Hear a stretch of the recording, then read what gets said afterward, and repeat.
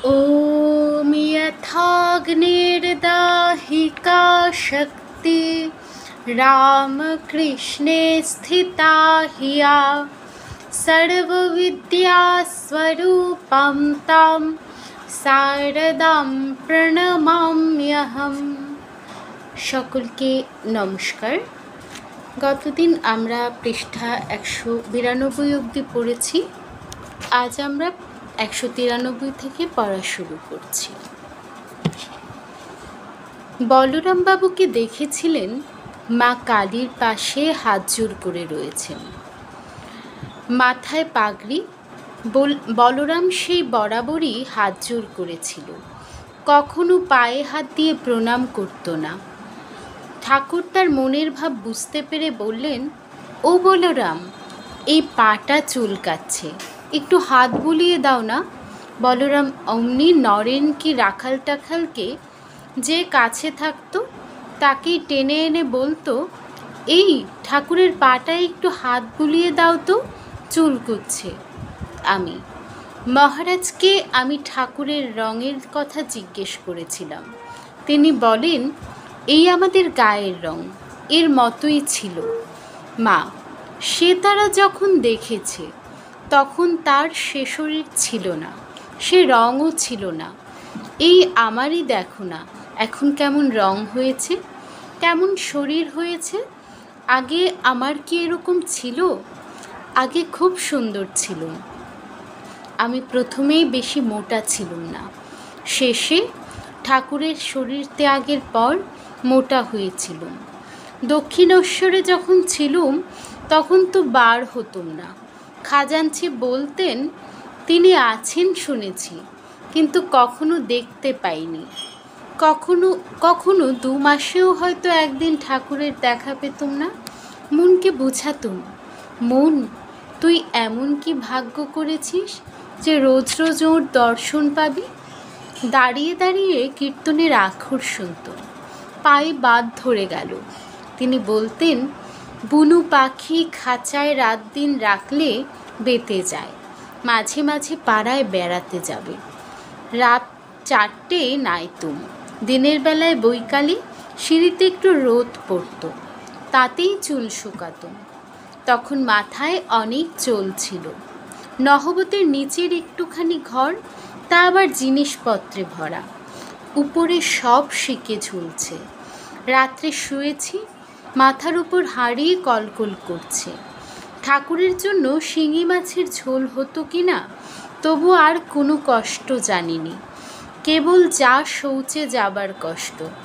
দিনের বেলায় দরকার হলে রাত্রে যেতে পারতুম, গঙ্গার ধারে অন্ধকারে।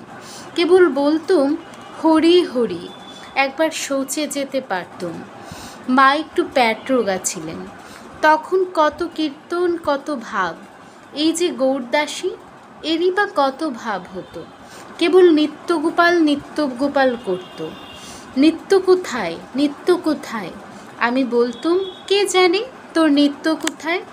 দেখবে গঙ্গার ধারে টারে ভাব হয়ে রয়েছে বোধহয়। পূজার সময় হইয়াছে, মা পূজা করিতে বসবেন। আমি নিচে আসলাম। পূজা হইয়া যাবার পর উপরে প্রসাদ আনিতে গিয়াছি। মা ঠাকুর ঘরে দক্ষিণ মুখে পা ছড়াইয়া বসিয়া শালপাতায় প্রসাদ ভাগ করিয়া রাখিতেছেন। দক্ষিণ ধারের বারান্দায় বসিয়া আমি দেখাইয়া দেখাইয়া বলিতেছি, আমাকে এটা দাও, ওটা দাও। তারপর আরেকটা জিনিস চাহিয়াছি, সেটি মায়ের হাতের কাছে ছিল না। পায়ের বাতের জন্য তার উঠিয়া আসিতে কষ্ট হবে ভাবিয়া আমি নিজেই উহা হাত বাড়াইয়া লইতে গেলাম। সেই সময় মায়ের পায়ে আমার হাতের কনুইয়ের উপরের অংশটা ঠেকিয়া গেল। মা অমনি বললেন, আহা, হাত জোর করিয়া নমস্কার করিলেন। আমি বললাম, সে কি, কি আর হয়েছে? মা শুধু নমস্কারে তৃপ্ত না হইয়া বলিলেন, এসো তো দেখি বাছা, একখানা চুমু খাই। অগত্যা আমি মুখ বাড়াইয়া দিলাম। তিনি হস্ত দ্বারা চিবুক স্পর্শ করিয়া চুমু খাইলেন। তবে তার মন শান্ত হলো। এমনই ভাবে তিনি ভক্তগণকে ভক্ত ভগবান জ্ঞানে নমস্কার, আবার আপন সন্তান জ্ঞানে স্নেহ করতেন। উদ্বোধন ঠাকুরঘর। সকালে মায়ের তক্তপোষের দক্ষিণ পাশে বসিয়া কথা হচ্ছে। ঠাকুরের কথা উঠিয়াছে। মা বলছেন, পুরীতে প্রথম দিন গিয়েই সকালবেলা একটি ঘিয়ের টিনে ঠেসান দিয়ে ঠাকুরের ছবি রেখে পূজা করে তাড়াতাড়ি জগন্নাথ দেখতে গিয়েছিলাম। ঘরদোর সব বন্ধ। এসে দেখি ঠাকুরের ছবি টিনের নিচে। সবাই এসে দেখলে সকলে মনে করলে চোর ঢুকেছে, কিন্তু ঘরের কোথাও জিনিসপত্রের একটু নড়াচড়া হয়নি। শেষে দেখি বড় লাল পিঁপড়ে ধরেছে টিনে। ঘিয়ের টিন কিনা, সেই পিঁপড়ে ঠাকুরের ছবিতে ধরেছিল, তাই ঠাকুর নেমে বসেছেন। আমি, ছবিতে কি ঠাকুর আছেন? মা, আছেন না, ছায়া কায়া সমান, ছবি তো তার ছায়া। আমি, সব ছবিতেই তিনি আছেন? মা, হ্যাঁ, ডাকতে ডাকতে ছবিতে তার আবির্ভাব হয়।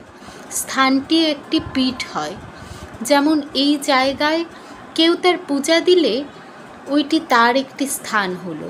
আমি, তা ওসব স্থানের সঙ্গে এসব ভালো স্মৃতি জড়িত আছে বলে অমন মনে হয়। মা, তা নয়, ও স্থানটি তার দৃষ্টি থাকে। আমি, আচ্ছা, ঠাকুরকে যে সব ভোগ দাও তা কি ঠাকুর খান? মা, হ্যাঁ খান। আমি, কই, কোনো চিহ্ন তো দেখি না। মা, তার চোখ থেকে একটি জ্যোতি বের হয়ে সব জিনিস চুষে দেখে। তার অমৃত স্পর্শে সেটি আবার পরিপূর্ণ হয়, তাই কমে না। ভগবান বৈকুণ্ঠ থেকে নেমে আসেন যেথায় ভক্ত ডাকে। কোজাগর পূর্ণিমার দিনে লক্ষ্মী বৈকুণ্ঠ থেকে পৃথিবীতে আসেন। যেখানে যেখানে তার দৃষ্টি যায় পূজা গ্রহণ করেন। আমার শাশুড়ি কামারপুকুরে দেখেছিলেন 14-15 বছরের মেয়ে, গৌরবর্ণ, কানে শঙ্খের কুণ্ডল, হাতে হীরের বালা, বকুলতলায় বাড়ির সামনে তার সঙ্গে কথা কইছেন। শাশুড়ি জিজ্ঞেস করলেন, হ্যাঁ গা, কে তুমি? লক্ষ্মী বললেন, এই আমি, এখানেই আসি। শাশুড়ি বললেন, আমার ছেলেকে দেখেছ? পুজো করতে গেছে, রাত হয়েছে, এখনো এলো না। লক্ষ্মী বললেন, হ্যাঁ গো, সে আসছে, চালকলা বেঁধেছে। এই যে আমিও সেইখান থেকেই তোমাদের বাড়ি আসছি। আমার শাশুড়ি বললেন, না মা, বাড়িতে কেউ নেই, এখন এসো না। এই রূপে বারবার প্রত্যাখ্যান করায়, আচ্ছা, আমার অমনি দৃষ্টি থাকবে বলে দেবী অন্তর্ধান হলেন। দেখছো না ওদের অবস্থা, কখনো তেমন ভালো হলো না, মোটা ভাত কাপড়ে চলে যাচ্ছিল। আমার শাশুড়ি দেখেছিলেন লক্ষ্মী লাহাদের বাড়ির দিক থেকে তাদের ধানের মড়াইগুলোর ওখানে ঘুরে এসেছিল। আমার ভাসুর এসে সব শুনে বললেন, মা, তুমি বুঝতে পারোনি, স্বয়ং লক্ষ্মী এসেছিল গো, কোজাগর পূর্ণিমা কিনা আজ। তিনি গণনা জানতেন, খড়ি পেতে দেখেছিলেন। তার খাবার কি দরকার, তিনি ভক্তের সন্তোষের জন্য আসেন, খান। প্রসাদ খেলে চিত্ত শুদ্ধি হয়, এমনি অন্ন খেলে চিত্ত মলিন হয়। জনৈক ভক্ত মায়ের নিকট হতে গৈরিক বস্ত্র লইয়াছিল। সে কয়েক বৎসর অসুখে ভুগে। ওই সময় পরিবর্তনের জন্য নানা স্থান ছিল। পরে ফিরিয়া আসিয়া তাঁদের আশ্রমের পরিবর্তে বাড়ি গিয়া থাকে এবং একদিন জয়রামবাটি গিয়ে মাকে গৈরিক বস্ত্র ফিরাইয়া দেয়।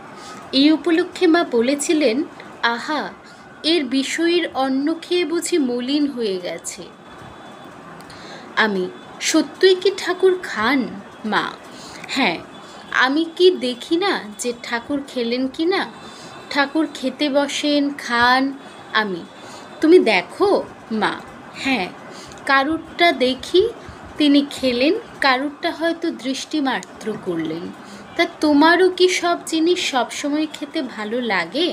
না, সকলের জিনিস খেতে পারো? অমনি, যার যেমন ভাব ভক্তি, ভক্তিটিই প্রধান। আমি, ভক্তি কি করে হবে? আপন ছেলেও যদি অন্যে পালন করে তো মাকে মা বলে জানে না। মা, হ্যাঁ, তাই তো তার কৃপা চাই, কৃপার পাত্র হওয়া চাই। আমি, কৃপার আবার পাত্র কি? কৃপা সকলের উপর সমান। মা, নদীর কূলে বসে ডাকতে হয়, সময় তিনি পার করবেন। আমি, সময় তো সবই হয়, তাতে তার কৃপা কি? মা, তা মাছটি ধরতে হলে ছিপটি ফেলে বসতে হয় না? আমি, তিনি আপনার জন হলে আবার বসে থাকা কেন? মা, তা বটে, তা অসময়ের হয়। আজকাল লোকে অসময়েও আম কাঁঠাল ফলাচ্ছে, ভাদ্র মাসেও আম হচ্ছে। আমি, আমাদের কি দৌড় ওই পর্যন্ত? যে যা চায় তাকে তাই দিয়ে তিনি বিদায় করে দিলেন? না, এছাড়া আপনার মতো করে তাকে পাওয়া যায়? তিনি আমার আপনার কি না?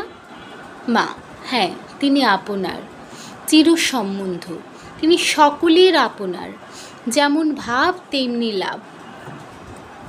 আমি, ভাব তো স্বপ্নবৎ, যেমন ভাবতে ভাবতে শেষে তাই স্বপ্ন দেখছি। মা, স্বপ্ন বই কি, জগতই স্বপ্নবৎ, এটাও একটা স্বপ্ন। আমি, না, এটা স্বপ্ন নয়, তাহলে পলকে ভাঙত, এ যে অনেক জন্ম ধরে রয়েছে। মা, তা হোক, স্বপ্ন বই আর কিচ্ছু নয়। এই যে রাতে স্বপ্ন দেখেছ, এখন তা নেই। চাষা স্বপ্ন দেখেছিল রাজা হয়েছে, 8 ছেলের বাপ হয়ে গেছে। স্বপ্ন ভেঙে গেলে বলল, সেই 8 ছেলের জন্য কাঁদবো না এই এক ছেলের জন্য কাঁদবো? এরূপ তর্কের পর শেষে বললাম, মা, ওসব যা বলি ওর জন্য আমি মাথা ঘামাই না, আমি জানতে চাই আমার কেউ আপনার আছে কি না। মা, আছে বই কি, নিশ্চয়ই আছে। আমি, ঠিক? মা, হ্যাঁ। আমি, আপনার জন হলে তার দেখা পেতে ডাকতে কেন হবে? আপনার জন যে সে না ডাকলেও দেখা দেয়। বাপ মা যেমন করেন তিনি কি তেমন করছেন? মা, করছেন বই কি বাছা, তিনিই বাপ মা হয়েছেন, তিনিই বাপ মা রূপে পালন করছেন, তিনিই দেখছেন, নইলে কোথা ছিলে কোথা এলে। তারা প্রতিপালন করলে শেষে দেখলে এ আমাদের নয়, যেমন কাকের বাসায় কোকিল পালে না। আমি, ঠিক, আপনার জন পাবুক না? মা, পাবে পাবে, তুমি সব পাবে, যা ভাবো সব পাবে। স্বামীজি পেয়েছিলেন না, স্বামীজি যেমন পেয়েছিলেন তেমন পাবে। আমি, মা, যাতে আমার ভয় সংকোচ না থাকে। মা, না, সংকোচ কি, আমি তো রয়ে গেছি। আমি, বেশ তো, আমরা খাবো। মা, হ্যাঁ তাই তো, একজনে ছাঁচ করলে তা থেকে অনেক গরণ হয়। আমি, তুমি করলেই আমাদের হবে, তুমি আর ছাড়িয়ে যেতে পারছো না। মা, হ্যাঁ বাবা, আমি করলেই তোমাদের হবে। উদ্বোধন সকাল 7টা। পূর্বদিনে মা গুপ্ত মহারাজের অসুখ দেখিতে গিয়াছিলেন।